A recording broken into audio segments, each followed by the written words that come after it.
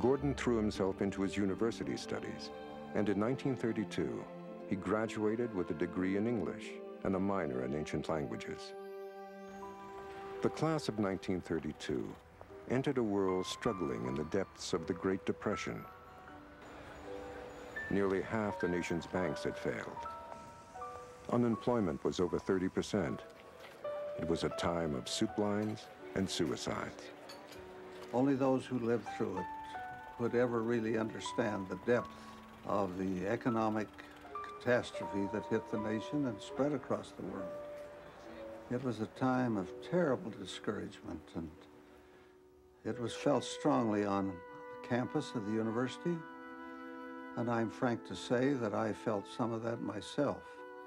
I began to question some things, including, perhaps in a slight measure, the faith of my parents and some of those things. That isn't unusual for university students, but the atmosphere was particularly acute at that time. But I'm grateful to say that with all of that, the testimony which had come to me as a boy remained with me and became as a bulwark to which I could cling through those very difficult years. Gordon continued to work at the gym as he carefully saved his money.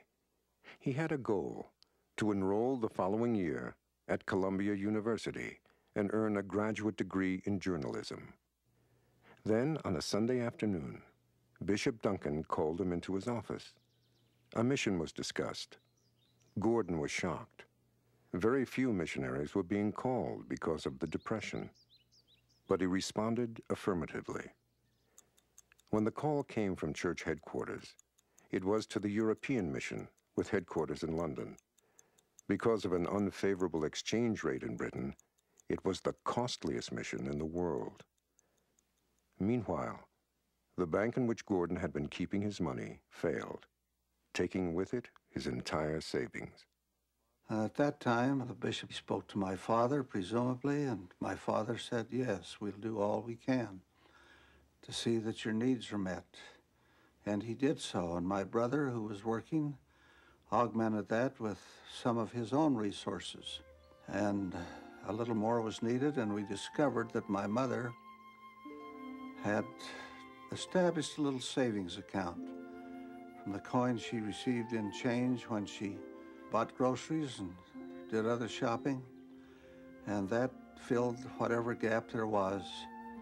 And I always considered that money, which she had saved so meticulously, as sacred and so